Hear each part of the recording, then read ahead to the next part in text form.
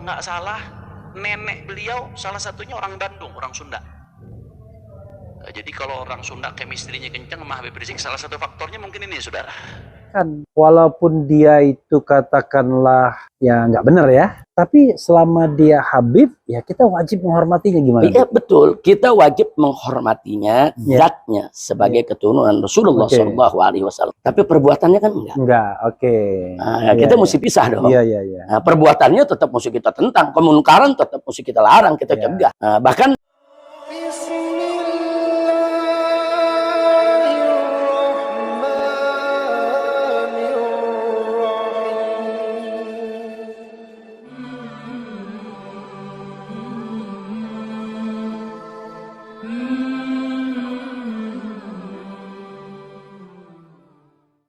saya kasih contoh. Al-Walid Al-Habib Rizik itu kalau nggak salah nenek beliau salah satunya orang Bandung, orang Sunda. Jadi kalau orang Sunda chemistry-nya kencang sama Habib Rizik, salah satu faktornya mungkin ini, saudara. Nenek beliau orang Sunda, salah satu nenek beliau. Ayahnya Habib Rizik itu sampai ditembak sama Belanda, saudara. Sampai ditembak gara-gara beliau masuk nyusup ke gudang logistik kerja, tapi tiap hari itu logistiknya Belanda dikasih ke pejuang-pejuang, gerilyawan, rombongannya Kiai Haji apa namanya di Bekasi, Kiai Haji Nur Ali. Beliau bagiin tuh sampai ketahuan, ada yang ngebocorin, ditembak, lagi lari ditembak sampai pantatnya kena, saudara. Indonesia merdeka, ya orang-orang Arab ini langsung otomatis jadi warga negara. Ada beberapa suku lain yang nggak otomatis, harus ngelapor dulu baru jadi. Kalau orang Arab langsung otomatis. Kalau nggak ngelapor berarti udah jadi. Kalau dia nggak mau jadi warga negara harus ngelapor. Kenapa? Karena udah berbaur, udah jadi satu kesatuan. Sekarang mau diadu domba. Emang kalau udah mendekati musim 2024 nih udah ada pil-pil yang bisa bikin tenang, cuma pil KB doang, saudara. Soal Sayyid dan Syarif, soal Habib, ya kan? Saya terus terang waktu di Palembang itu nggak tahu yang namanya Habib. Taunya Ayib, ya kan? Iya. Woi, orang Ayib tuh kalau di Palembang tuh. Ternyata banyak sekali di Palembang tuh, di daerah Pasar Kuto namanya. Bahkan ada kampung Habib di sana. Ada kampung macam-macam tuh. Nah, Ayib itu rupanya dari Syarif ya. Nah, tapi ada juga Sayyid, keturunan Sayyidina Hasan dan Husain. Saya itu baru paham bukan paham ya, baru tahu ada ya yang begitu-begitu. Sebenarnya biar tidak memunculkan kesalahpahaman ya. Sebenarnya apa sih? Semacam privilege. Saya makanya menggunakan bahasa susah, privilege itu loh. Seorang zuriat Rasulullah tuh. Sehingga orang nggak salah tuh. Jangan sampai juga orang jadi kultus individu juga akhirnya. Betul. Gimana pendapat Habib? Ini satu pertanyaan yang sangat bagus ya, fokus dan serius. Tapi memang ini sebetulnya jawabnya mesti panjang nih. Nah, nggak apa-apa. Tapi jangan panjang-panjang ya. Sepanjang Habib secara singkat aja, memang dulu di zaman Nabi SAW maupun di zaman sahabat dan tabiin, persoalan semacam ini memang kurang mencuat.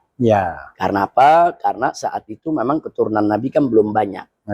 Artinya masih mudah dikenali. Oh, yang ini cucu Nabi, ini ponakan Nabi, masih mudah dikenali. Nah, setelah mereka menyebar kemana-mana banyak, nah para ulama-ulama, baik dari kalangan tabi'in, dan generasi berikutnya, itu mereka yang berinisiatif untuk membedakan mana yang turunan Nabi, mana yang bukan turunan Nabi.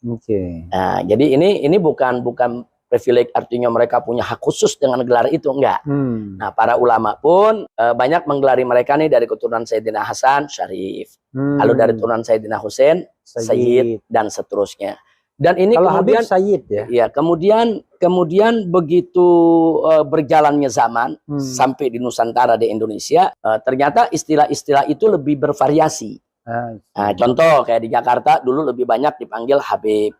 Atau dipanggil Wan. Nah, di Pontianak juga masih Wan sampai sekarang. Kemudian kalau di Palembang Ayib. Kalau di Sumatera Barat Sidi. Kemudian kalau di beberapa daerah di Jawa Timur umpamanya Ye. Iya kan? Kemudian kalau di Malaysia atau di Aceh ada tulisannya Set. Ditulis sebetulnya itu hanya pemberian nama dari masyarakat aja kepada mereka. Tapi yang lebih penting daripada itu, Pak Refli, adalah apa sih alasan para ulama ini kok mencoba mendokumentasikan, mengabadikan silsilah nama-nama keturunan mereka. Jadi yang kerja ini bukan hanya dari kalangan keluarga Nabi saja, di luar keluarga Nabi pun mereka membuat buku-buku buku-buku nasab yang akhirnya pada zaman ini menjadi literatur penting kan untuk kesinambungan daripada kebersenambungan daripada mereka punya silsilah. Kenapa pertanyaannya? Kenapa para ulama kok peduli, ihtimam? Jawabnya karena ada sejumlah hukum dalam syariat Islam yang berkaitan dengan hak dan kewajiban mereka. I see. Contohnya singkat aja. Keluarga Nabi itu nggak boleh makan zakat. Oh gitu. Iya, itu aturan. Walaupun dia miskin sekalipun. Itu cerita darurat. Kalau cerita darurat lain kan. Kita bicara hukum biasa ya, bukan hukum darurat. Keluarga Nabi nggak boleh makan zakat. Nah, walaupun dia katakanlah dia sebagai sebagai salah satu asnaf. Tapi kalau nggak darurat nggak boleh. Apalagi makan suap. Nggak boleh. Makanya waktu cucu Nabi alaihi salatu wassalam ketika Nabi mengumpulkan zakat kan dari para sahabat, di antaranya kan ada zakat korma kan. Tahu-tahu Sayyidina Hasan ambil apa, Sayyidina Husain begitu salah satu ambil itu korma dimakan. Begitu Nabi lihat dipegang mulutnya dikeluarin. Kata Nabi kih keluarin. Oh, sampai begitu. Sampai begitu. Kata Nabi ingat keluarga Muhammad nggak boleh makan zakat. Nah itu dipegang oleh ulama. Jadi kalau silsilah mereka hilang, silsilah mereka tidak dicatat, suatu saat nanti habaib yang nggak tahu dirinya habaib, yang nggak tahu dong. Kalau dia habib, akhirnya dia makan zakat. Hukum ini perlu dijaga. Supaya hukum ini bisa berlaku, habib harus tahu kalau dirinya habib. Nah, itu pencatatan. Itu satu. Yang kedua ada lagi yang namanya khumusul khumus. Dulu di zaman Nabi, keluarga Nabi itu mendapat bagian dari pampasan perang. 1/25. Nah, 1/25. Itu mendapat bagian. Nah, di zaman Nabi itu dijalankan, dibagi-bagi. Di zaman Sayyidina Abu Bakar Siddiq, Umar ibn Khattab, Utsman ibn Affan, Ali ibn Abi Thalib, bahkan di zaman Muawiyah radhiyallahu anhum, di zaman Bani Umayyah, Bani Abbas, itu dijalankan. Itu hanya untuk keluarga Nabi, anak cucunya. Nah, otomatis keluarga mereka mesti dicatat dong di dalam satu diwan, satu pembukuan besar. Kalau nggak dicatat nanti bagaimana mereka mau dapat itu bagian? Begitu. Nah ini kan juga hukum yang menyangkut mereka. Begitu. Nah kemudian ada lagi hukum di beberapa mazhab seperti mazhab Syafi'i ada hukum kufu, hukum kafa'ah, hukum pernikahan yang harus sederajat. Nah, walaupun di situ ada perbedaan pendapat ulama ya, kita nggak bicara soal perbedaannya. Tapi bagi ulama yang menjadikan kufu itu sebagai masalah yang harus diperhatikan dalam perkawinan, tentunya masalah nasab menjadi penting buat mereka. Begitu. Nah jadi ini yang mereka jaga. Jadi ada sebagian hukum berkaitan dengan para keturunan Nabi ini. Nah termasuk juga yang Sayyidina Abu Bakar mengatakan apa? Kata Sayyidina Abu Bakar dalam Sahih Muslim, urqubu Muhammadan fi ahli baiti. Jaga kehormatan nabimu dengan kau jaga kehormatan anak keturunannya. Nah jadi artinya kan kita nggak katakan ini sebagai privilege atau suatu keistimewaan atau bagaimana. Enggak. Artinya ada satu kewajiban agama begitu. Bahwa umat ini diwajibkan untuk menjaga kehormatan mereka, mencintai mereka, menghormati mereka. Tapi kalau umat nggak tahu, yang mana keturunan Rasulullah? Inilah sebab-sebab kenapa para ulama sepanjang zaman mencatat nasab Nabi. Dan pencatatan ini sampai hari ini masih ada. Dan itu untuk di Jakarta umpamanya di Jakarta, Indonesia, Malaysia dan Asia Tenggara itu adanya di Robito Alawiyah. Robito Alawiyah itu kalau ada habib yang lahir dia lapor ke Robito. Saya melahirkan anak namanya ini. Itu dicatat. Cuman yang kesian yang nggak masuk dalam catatan. Dan itu banyak pasti. Dan itu banyak. Nah, yang nggak masuk dalam catatan ini kita jadi dilema ya. Kita kan punya syarat. Kita mau akui dia nggak ada buktinya. Kita nggak akui bisa jadi benar, kan begitu? Nah, tapi dalam konteks keilmuan tetap harus pakai pembuktian dong. Itu yang dilakukan oleh Robito Alawiyah. Anda ngaku habib, mari kami periksa datanya kita lihat. Nah begitu diperiksa datanya, oh ada, oh benar, ini kakek Anda, ini begini, sah diberikan buku bahwa dia seorang habib. Nah sehingga tidak sembarang orang ngaku-ngaku sebagai habib. Kalau ngaku kan siapa aja bisa, siapa saja bisa ngaku, saya habib, saya keturunan Rasulullah. Ternyata Habibur Rahman. Nah, tapi kan mesti ada pembuktian secara ilmiah. Nah itu yang dilakukan oleh Robito Alawiyah. Paling tidak Robito Alawiyah itu mengeliminir atau meminimalisir daripada orang-orang yang ngaku-ngaku sebagai keturunan Nabi, padahal mereka bukan keturunan Nabi. Itu jumlahnya berapa di Indonesia aja misalnya kira-kira? Saya pikir jumlahnya nggak banyak ya, tapi itu boleh dicek di mana namanya di Robito. Robito dia punya catatannya. Robito Alawiyah punya yang keberapa Habib? Ke 30 berapa? Saya kalau dari garis ayah ini saya yang ke 38. 38. 38. Ada catatannya di mereka. Jadi saya juga begitu ngaku saya datang. Ditanya dulu siapa ayahnya, siapa kakeknya. Ada pembuktian. Oh benar. Sampai ke 38 ya? Enggak. Pembuktian itu cukup di antara 4 sama 5. Karena di atasnya itu tercatat semua. I see. Ketemu aja. Oh udah ketemu semuanya ke atas. Jadi kita nggak perlu membuktikan sampai ke atas. Jadi kamu benar anaknya Husain. Siapa saksinya? Nah, kan kita unjukin nih, nangga kita, ibu kita, ini saksinya. Nah, terus kamu kakeknya namanya Muhammad, siapa saksinya? Itu dibuktikan. Jadi ada mekanisme pembuktian itu tuh ada mekanisme. Itu kenapa dinisbatkan kan itu kan patrilineal ya? Iya. Tapi kenapa ujungnya ke? Karena ada hadis Nabi. Kalau tidak ada hadis Nabi, ya nggak bisa. Karena Nabi yang mengatakan dalam satu hadisnya, kata Nabi, kullu waladi Adam, semua anak keturunan Adam, itu dinasabkan ke ayahnya. Ya, patrilineal. Ya, kecuali waladi Fatimah. Kecuali putranya Fatimah. Maka dia bernasab kepadaku. Karena ada hadis ini. Kalau nggak ada hadis ini, mana boleh kita nisbahkan kepada Nabi? Nggak boleh. Karena ada hadis. Kan pegangan dalam Islam kan Al-Quran, Al-Hadis, Al-Ijma, Al-Qiyas. Nah, sementara untuk nasab Nabi, anak-anak Fatimah kepada Nabi, ada hadisnya dan ada ijma ulama. Ulama Ahlus Sunnah sepakat semua bahwa turunan Fatimah ada turunan Nabi. Ada satu soal, katanya kalau Habib itu ini kontroversial mungkin.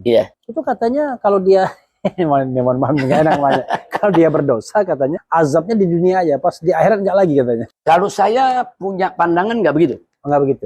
Begini, di dalam surat Al-Ahzab itu ada Allah menyatakan memberi peringatan kepada para istri Nabi. Kalau kalian berdosa, double dosa. Malah lebih berat. Kalau kalian baik, double pahala. Itu istri Nabi. Nah, para ulama mengkiaskan bahwa anak keturunan Nabi sama dengan istri Nabi. Jadi kalau kita pakai ayat itu, anak keturunan Nabi double. Dia berbuat baik, double pahalanya. Dia berbuat dosa, double dosanya. Bukan malah dia bisa bebas. Ini yang saya selama ini pegang ini, saya ajarkan kepada anak-anak saya, murid-murid saya. Jadi jangan kemudian dia merasa, oh ini turunan Nabi ini gak bakal masuk neraka. Ini turunan Nabi ini boleh begini, begitu. Enggak betul. Keturunan Nabi itu justru harus memberikan contoh yang memberikan contoh yang baik, dan mestinya dia lebih menjaga. Dia menjaga untuk lebih getol menjalankan kewajiban dan lebih takut untuk berbuat maksiat. Karena sebagai keturunan Nabi itu kan amanat. Itu yang mesti kita pegang. Jadi saya pikir kalau yang megang-megang kayak tadi tuh, itu memang orang malas ibadah tuh. Itu biasanya suka banyak ahli maksiat, naudzubillah. Tapi yang jelas yang perlu kita garis bawahi, pandangan-pandangan semacam itu berbahaya. Berbahaya bagi habaibnya dan berbahaya bagi para pecinta habaib juga. Nah, berbahaya bagi habaib, nanti dia malas ibadah. Bahkan dia suka maksiat karena ngentengin. Bagi pecinta habaib juga berbahaya. Nanti kalau ada habaib yang berbuat maksiat, dia diamin. Itu habib, nggak apa-apa. Nah, ini saya pandang, saya lihat ini pandangan sangat berbahaya. Ini tidak perlu dipopulerkan. Justru yang perlu kita kedepankan, istri Nabi, ingat, itu yang nggak ada hubungan darah. Istri Nabi nggak ada hubungan darah. Nah, kalau istri Nabi aja 2, apalagi yang punya hubungan darah, anaknya, cucunya. Nah, sehingga dengan pandangan pedoman semacam ini, insya Allah habaib akan lebih terkontrol untuk berbuat yang lebih baik. Tapi saya punya himbauan ini, apa namanya, Pak Refli. Ada istilah itro, zuriyah, keturunan, ada istilah Habib, ya kan? Saya pikir ini mesti dipisahin ya. Masalahnya begini, dulu di Hadramut, kata Habib itu hanya diberikan kepada sayyid-sayyid yang soleh. Jadi kalau ada turunan Nabi nggak soleh, nggak ada yang dipanggil Habib. Nah, jadi ini perlu diluruskan juga. Jangan sampai nanti ada orang ngaku sayyid, dia berbuat maksiat, dia berbuat kejelekan, terus kita panggil Habib, kan ngawur. Saya termasuk yang menolak. Tolong, walaupun ada itu orang keturunan Nabi, walaupun dia katakan tadi ya gelangnya Sayyid Syarif, tapi kalau dia tidak soleh, dia tidak berakhlakul karimah, jangan dipanggil Habib. Cukup namanya aja. Jadi gelar Habib ini adalah seorang sayyid yang beriman kepada Allah dan berakhlakul karimah. Nah, sekarang begini, maaf, kalau ada keturunan Nabi, tahu-tahu kita temukan dia agamanya bukan Islam, masa mau dipanggil Habib? Iya. Kalau ada orang ngaku keturunan Nabi, tapi dia mengharamkan yang halal, menghalalkan yang haram, masa dia panggil Habib? Ini kan jadi mencemarkan nama Habib. Iya. Nah, saya nggak setuju. Saya ajak umat Islam di mana-mana, kalau ada siapapun dia, walaupun dia itu ngaku keturunan Nabi, ada buktinya, kalau dia tuh apa namanya punya silsilah, itro, ya kita akui dia turunan Nabi, ya kita akui dia itro, ya kita akui dia zuriyah, tapi jangan dipanggil Habib kalau dia ahli maksiat.